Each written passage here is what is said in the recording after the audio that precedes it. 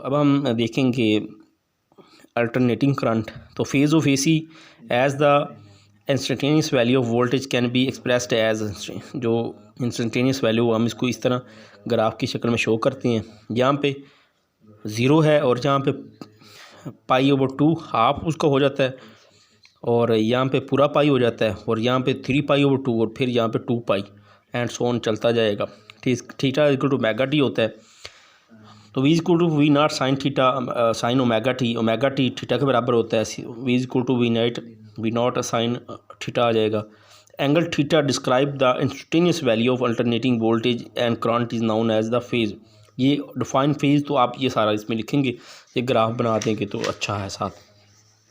तो ये एमसीक्यूज़ के लिए ये चीज़ इंपॉर्टेंट है। इसमें थीटा जब जो है ना वो ज़ीरो हो तो देन वोल्टेज क्या है, वो साइन ज़ीरो लें तो वो ज़ीरो आ जाएगा। तो इसी तरह थीटा 90 हो तो फिर 90 में वो साइन 91 और वो इस तरह आ जाएगा। इसी तरह थीटा 180 जो है ना वो फिर साइन 180 लें तो फिर ज़ीरो होता है, तो फिर वो इसी तरह ये 280 270 लोगी थीटा, तो दो साइन 270 तो ये नेगेटिव में आएगी, तो फिर वो -1 होता है, तो -1 नेगेटिव वी नॉट बना देगा। तो थीटा 360 जो है V equal to V naught sine 360 वो ज़ीरो होता है, वो अगेन ज़ीरो हो जाएगा। तो ये एमसीक्यूज़ के लिए ये चीज़ें जो है ना ज़रूरी हैं। तो phase leg and phase leg और लीड जो है ना इसमें हमने दो डेफिनेशन बेसिकली करनी है। तो इसमें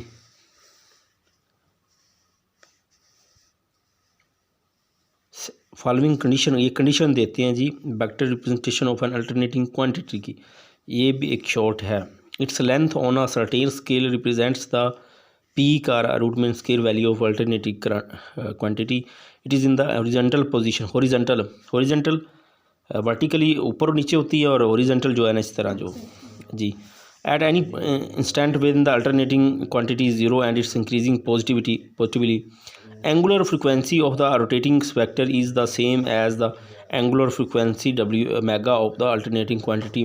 दरअसल phase leg and phase lead की बात करें तो यहाँ पे जो एंगल फेज़ जो है ना वो लीड कर रहा होता है, आगे होता है, ठीक है, उसको फेज़ लीड कहते हैं। और जो बिहाइंड होता है वो लीड कर रहा होता है, ठीक है, वो उसको लेग कहते हैं। जो कि पीछे होता है जो।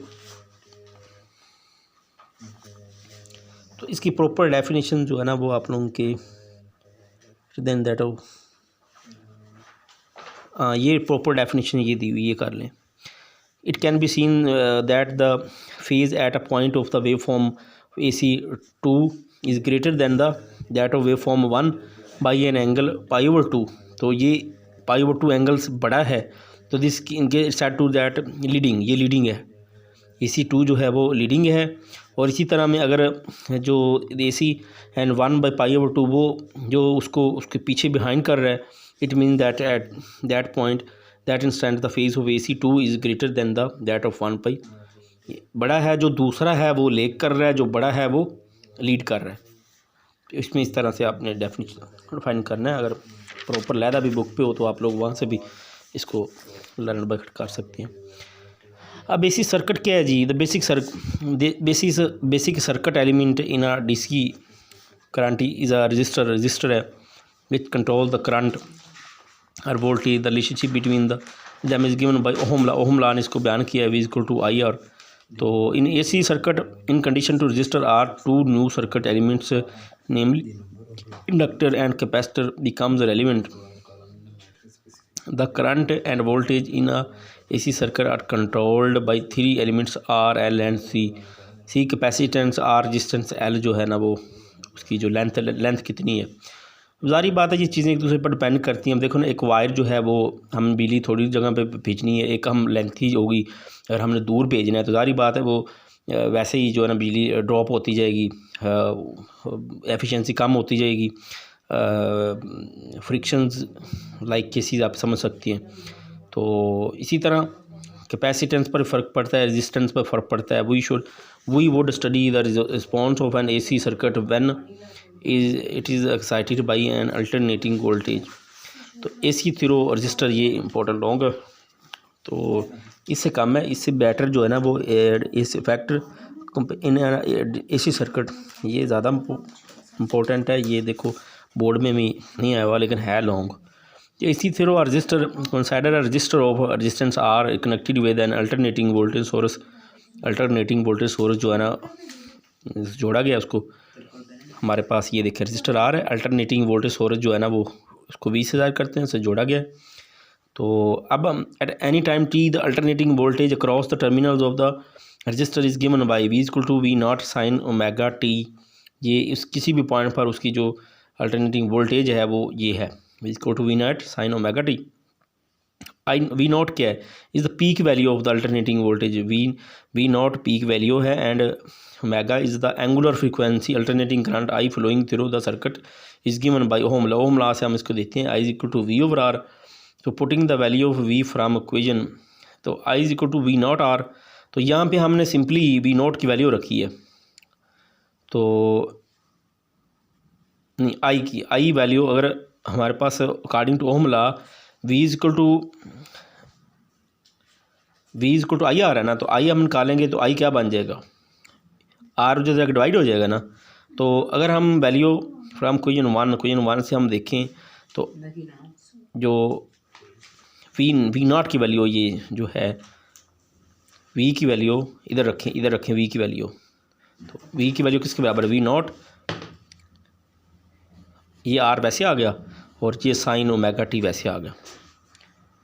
वी की वैल्यू रखी है ना, तो ये इस जगह पे वी की वैल्यू रखी, ये उठा के वैसे रखी है बस। But I naught is equal to V naught और R is the peak value of the current. तो आई नॉट इस I is equal to I naught और साइन ओमेगा टी, वो हम नीचे वैल्यू पुट करेंगे, वो भी ऐसे ही है कि the position of AC which circuit offers is called resistance. तो R is equal to V over आई।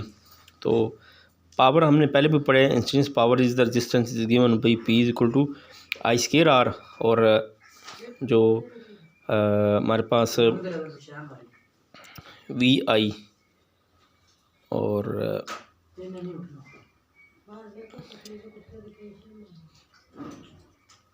ये V I is equal to V square are.